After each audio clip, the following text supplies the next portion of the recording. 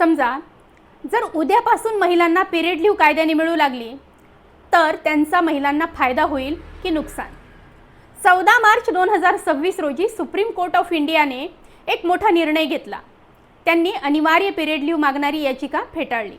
ही सुनावणी झाली न्यायाधीश सूर्यकांत आणि न्यायमूर्ती जॉय माल्या बागची यांच्या खंडपीठासमोर. कोर्टाने असा निर्णय का घेतला? महिलांच्या बाजूने असणारी ही याचिका तरीही नकार का? मुख्य न्यायाधीश एक महत्त्वाची गोष्ट सांगतात, मासिक पाळी ही काही अपघातासारखी किंवा वाईट घटना नाही. जर कायद्याने पिरियड लीव्ह सक्तीची केली तर काही कंपन्या महिलांना नोकरी देताना दोनदा विचार करतील.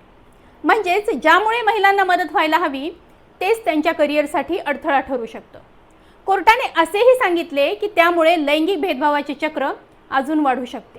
कारण काही नियोक्ते असा विचार करू शकतात की महिला कर्मचारी जास्त सुट्ट्या घेतील. पण कोर्टाने एक गोष्ट स्पष्ट केली की खाजगी कंपन्यांनी स्वेच्छेने पिरियड लीव्ह देणे स्वागतार्ह आहे.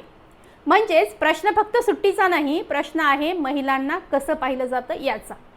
आपण त्यांना समर्थ आणि सक्षम मानतो की नेहमीच कमकुवत मानतो? कधी कधी मदत करण्याच्या नावाखाली आपणच त्यांच्या संधी कमी करत नाही ना. समानता ही फक्त विशेष सवलत नाही, समानता म्हणजे समान संधी. याविषयी तुमचे मत काय व सुप्रीम कोर्टाने दिलेला निर्णय हा महिलांच्या बाबतीत योग्य आहे का? हो किंवा नाही हे कमेंट करून नक्की सांगा. धन्यवाद.